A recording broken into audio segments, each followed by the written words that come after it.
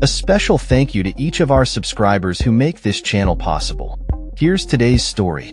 In a dramatic turn of events in Hong Kong's national security trial, media mogul Jimmy Lai, founder of the now-defunct Apple Daily, took the stand to defend himself against serious charges that could lead to life in prison. As the trial unfolds, Lai has firmly denied any allegations of attempting to influence foreign policy against China or soliciting foreign officials for actions concerning Hong Kong. On his first day of testimony, Lai expressed his hopes that former President Donald Trump would intervene to halt the imposition of Beijing's national security law in the city, but he emphasized that he never sought concrete actions from foreign powers. Lai, 77, has been charged with conspiracy to publish seditious materials and conspiracy to collude with foreign forces under the stringent national security law implemented in 2020. During his testimony, Lai passionately defended the mission of Apple Daily, a publication that has long been a thorn in the side of both Beijing and the Hong Kong government. He stated, "To participate in delivering freedom was a very good idea for me at that time. The more information you have, the more you are in the know, and the more you are free." This trial marks Lai's first public appearance since he pleaded not guilty earlier this year. Upon entering the courtroom accompanied by police officers, he waved to supporters and family members present in the gallery. His testimony began with an oath on the Bible, and although his voice was initially hoarse, it grew stronger as he continued. Prosecutors alleged that Lai sought to persuade the U.S. and other nations to impose sanctions or engage in hostile actions against China and Hong Kong in response to the crackdown on the pro-democracy movement that followed the 2019 protests. Lai was confronted with a list of foreign individuals he had allegedly interacted with, including Trump and various political figures from the U.S. and Taiwan. While he confirmed some meetings, he firmly denied any intentions of requesting actions against China or Hong Kong. When questioned by his lawyer if he attempted to influence foreign policy, Lai responded, "Never." He reiterated this denial when asked if he ever sought any actions against China. Furthermore, Lai defended his past decisions regarding Apple Daily's editorial stance, particularly during a campaign urging readers to write to Trump for support. He acknowledged the critical nature of the situation, stating, "If the NSL came into enforcement, then Apple Daily would be finished."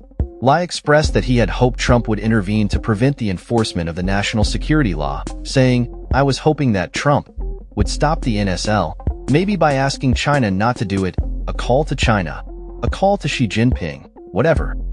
Although Lai had never met or communicated directly with Trump, he believed the former president had been informed about his situation.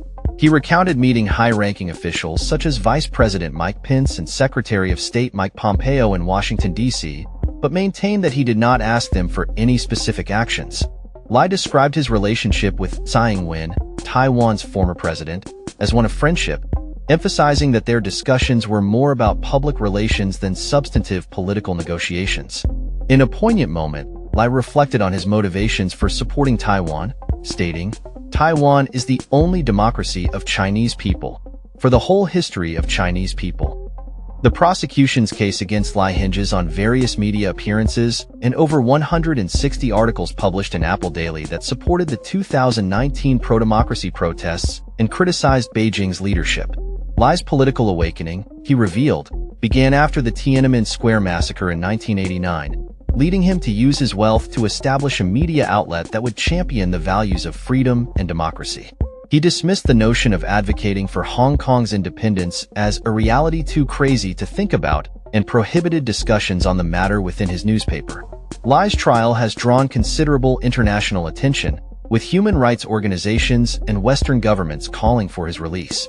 Despite the outcry, both Hong Kong and Beijing have dismissed these criticisms, labeling Lai as a voluntary political tool of foreign forces. Outside the courtroom, supporters gathered in smaller numbers than previous days, braving inclement weather to show their solidarity with Lai. One supporter, William Wong, expressed his ongoing commitment to the cause, stating, "I'm a reader of Apple Daily. It's been a few years, and Mr. Lai is jailed. He's elderly and his health is not too well, so I want to support him in person." The atmosphere was one of resilience, as supporters shared warm drinks and rallied around the message of freedom and democracy that Lai represented. As the trial continues, the world watches closely. Aware that the outcome will have significant implications for the future of press freedom and political expression in Hong Kong, Lai is currently being held in solitary confinement at Stanley Prison, where concerns for his health have been raised.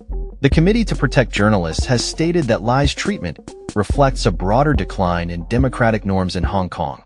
British Prime Minister Keir Starmer has also highlighted Lai's case as a priority for his government, bringing it up in discussions with Chinese leadership.